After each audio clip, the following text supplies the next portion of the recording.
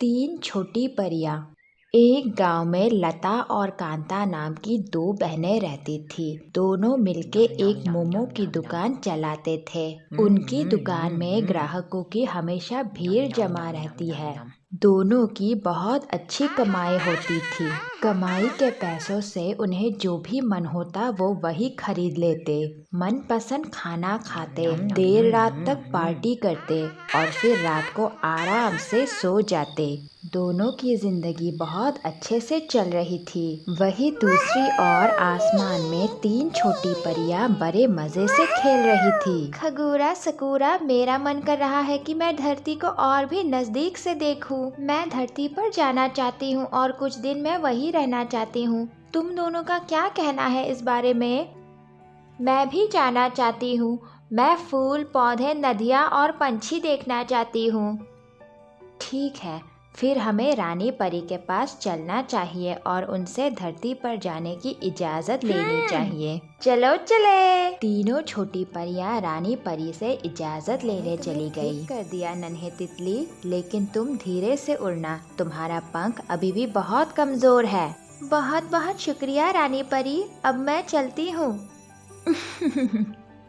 तुम तीनों एक साथ यहाँ, जरूर तुम तीनों के दिमाग में कोई खिचड़ी पक रही है। चलो बताओ, अब तुम तीनों की कौन सी इच्छा है जिसे तुम तीनों पूरा करना चाहते हो? रानी माँ, हम तीनों को धरती पर जाना है। हमें वहाँ खेलना है, नदियाँ देखनी है, फूलों को और पंछियों को भी देखना है। हाँ रानी परी, हमें जाने की इजाजत दे दो ना, हम अपना रूप बदल कर रहेंगे। हाँ, मैं एक मोमो का पेड़ बनकर रहूंगी और सबकी भूख मिटाऊंगी। हमें कोई पहचान नहीं पाएगा रानी माँ, हमें जाने की इजाजत दे दो ना। ये तो बहुत बड़ी समस्या है। मैं तुम तीनों को इजाजत नहीं दूंगी तो तुम तीनों मिलकर सारा दिन मेरा पीछा करते रहोगे और मैं अपने काम पर ध्यान नहीं दे पाऊंगी और आखिर में परेशान होकर मुझे तुम तीनों को इजाजत देनी ही होगी। तो इसीलिए मैं तुम तीनों को इजाजत देती हूँ। तुम धरती पर जाओ, लेकिन जल्दी से लौट आना और सावधानी बरतना,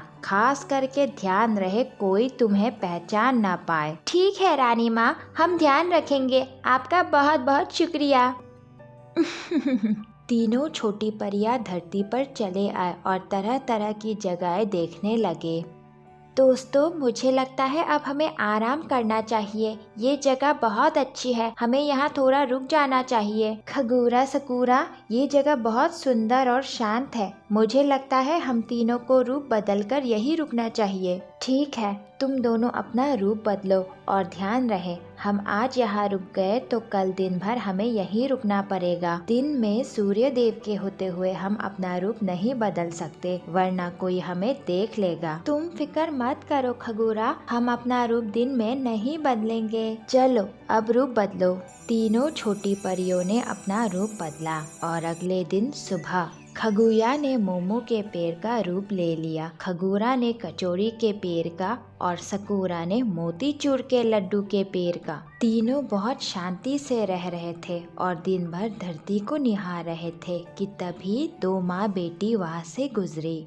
बड़ी अजीब बात है, तीन पेड़, वो भी मोमो, कचौड़ी और लड्डुओं से लगे हुए। अरे बेटा, क्या तुझे यहाँ ये पेड़ नजर आ रहा है? लड्डू, कचौड़ी, मोमो से लगा हुआ? कहीं मैं कोई सपना तो नहीं देख रही? तुझे यहाँ ये तीन पेड़ नजर आ रहा है ना बेटा? हाँ माँ, मुझे नजर आ रहा है, यहाँ सच में तीन पेड़ है, मोमो, कचौड़ी और लड्डुओं से लगा हुआ। माँ, क्या हम इन्हें खाएं?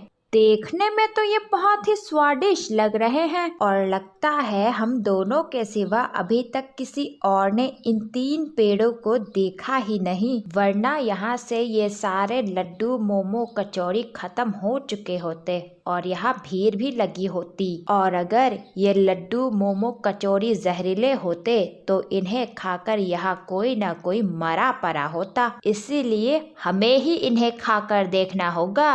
दोनों माँ बेटी बड़े मजे लेकर मोमो, लड्डू और कचौड़ी खाने लगे कि तभी वहाँ से गुजरने वाले लोगों ने भी उन तीन पेड़ों को देख लिया और वो भी मजे से वही कचौड़ी, मोमो और लड्डू खाने लगे। दूसरी ओर लता कांता भी अपना दुकान खोलकर मोमो बेचने लगे। लेकिन उनके यहाँ ग्राहक आया बस एक औरत। उनके दुकान के सामने से गुजरने वाले ग्राहकों ने भी मोमो नहीं खाया। ये सब देख के दोनों को बहुत बुरा लगा और शाम हो गई। दीदी, आज तो हमारे मोमो बिके ही नहीं। इतने सारे मोमो का अब हम क्या करेंगे? ये तो खराब हो जाएंगे और हमें इन्हें फेंकना पड़ेगा। कोई बात नहीं लता, उदास मत हो। आज रात हम दोनों डिनर में यही मोमो खाकर सो जाएंगे और हम कल फिर से मोमो दुकान खोलकर मोमो बेचने की कोशिश करेंगे। बिजनेस में कभी कभार ऐसा नुकसान होता ही है। तुम ये सारी बातों को ज्यादा दिल पर मत लगाओ। अब रात बहुत हो गई है, हमें दुकान बंद कर कर घर चलना चाहिए। चलो। दोनों बहनें उदास घर लौटने लगे। इंसान कितने अच्छे होते हैं ना, वो कितने भोले भाले और नेकदिल हैं। हाँ, उनको मेरा लड्डू बहुत पसंद आया। उन्होंने बहुत सारे लड्डू खाए। अगली बार हम रानी परी को भी अपने साथ धरती पर लेकर आएंगे। अब रात बहुत हो गई है, तुम दोनों सो जाओ। Good night. छोटी परियां सो गई और लता कांता भी अपने घर पर मोमो खाकर आराम से सो गई। और अगले दिन फिर से लता कांता ने अपना मोमो का दुकान लगाया। लेकिन ग्राहकों की भीड़ 3 छोटी परियों के पास ही जमा थी। अरे बेटा, अच्छा हुआ तुम दोनों ने दुकान खोला। मुझे तो लगा था कि आज मुझे भूखे पेट ही सोना पड़ेगा। क्यों दादी, ऐसा क्यों? अरे बेटा, क्या तुम दोनों को पता नहीं, वहाँ सामने बस थोड़ी ही दूर पर 3 पेड़ लगा है, मोमो का, कचौड़ी का और लड्डू का। लोग वही मोमो खा रहे हैं। मेरी तो उम्र हो चुकी है, मैं ज्यादा दूर नहीं जा सकती, इसलिए मैं तो तुम दोनों के पास ही मोमो खाऊंगी। बिल्कुल दादी, आप यही खाइएगा। बूढ़ी दादी की बात सुनकर लता कांता अपना दुकान बंद कर देते हैं और मोमो, कचौड़ी, लड्डुओं के पेड़ को देखने के लिए चले जाते हैं। लता कांता तीनों पेड़ को देखने के बाद सारी बात समझ जाते हैं और वहाँ से चुपचाप लौट आते हैं।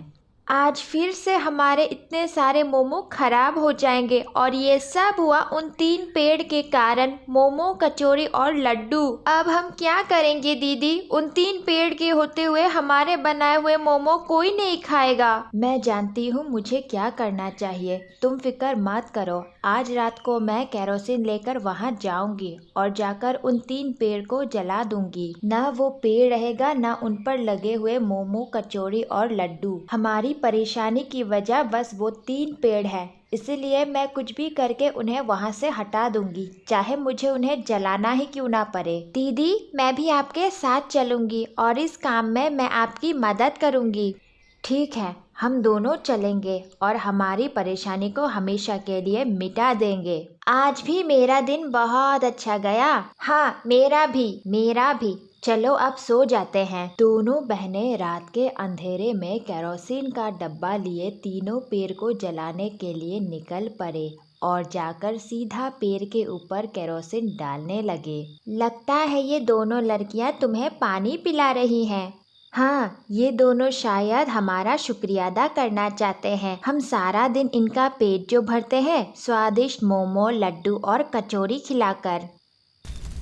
ये क्या? ये दोनों तो आग लगा रही है हमें। तुम दोनों जल्दी से अपने असली रूप में आओ। छोटी परियां अपने असली रूप में आ गई और खगूरा ने दोनों लड़कियों को पत्थर में बदल दिया। अरे दीदी, ये क्या हो गया? मैं पत्थर में कैसे बदल गई और आप पत्थर में कैसे बदल गई? पता नहीं, कहीं हम दोनों कोई सपना तो नहीं देख रहे हैं ना? मैंने अभी अभी 3 परियों को भी देखा। तुम दोनों सपना नहीं, हकीकत देख रहे हो। मैंने तुम दोनों को पत्थर में बदल दिया है। तुम दोनों ने पेड़ को जलाने की कोशिश की है। पेड़ पौधे तुम इंसानों के भलाई के लिए ही धरती पर लगाए गए हैं, लेकिन तुम दोनों ने एक बहुत ही बड़ा अपराध किया है। पेड़ को हानि पहुंचाने की कोशिश कर इसलिए तुम दोनों की यही सजा है कि तुम सारा जीवन पत्थर बनी रहोगी। पर हम दोनों ने ऐसा जानबूझकर नहीं किया। हम दोनों को मोमो की दुकान में बहुत नुकसान हो रहा था। यहाँ पे 3 पेड़ लगे हुए थे मोमो, कचौड़ी और लड्डू के। लोग बस यही मोमो खाने आ रहे थे।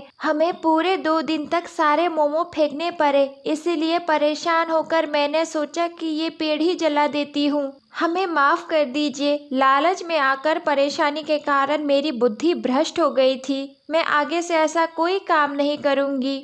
हमें माफ कर दीजिए। माना कि तुम दोनों को बहुत नुकसान हुआ, लेकिन ये क्या बात हुई कि तुम दोनों प्रकृति को हानि पहुंचाओगी अपने फायदे के लिए? ये तो बहुत गलत बात हुई ना। हम दोनों को माफ कर दीजिए ना। हम दोनों की मति मारी गई थी। लालच ने हमें अंधा कर दिया था। हम दोनों को अपनी गलती का सबक मिल चुका है। हम अब से लालच बिल्कुल नहीं करेंगे और ऐसी मूर्खता भरी हरकत तो बिल्कुल भी नहीं। हम दोनों पर भरोसा कीजिए। माफ तो हम तुम दोनों को कर देंगे, लेकिन तुम दोनों को वादा करना होगा कि तुम दोनों अपने फायदे के लिए दोबारा ऐसा गलत काम नहीं करोगी, वरना तुम दोनों फिर से पत्थर के बन जाओगे। हाँ, मैं वादा करती हूँ। और मैं भी वादा करती हूँ ऐसा गलत काम फिर से कभी नहीं करूँगी और ना ही अपनी बहन को गलत काम करने से उकसाऊंगी। ठीक है, हम तुम दोनों को माफ करते हैं और मैं तुम दोनों की नुकसान की भरपाई भी कर दूंगी, लेकिन उससे पहले मैं तुम दोनों को इंसान में बदल देती हूँ।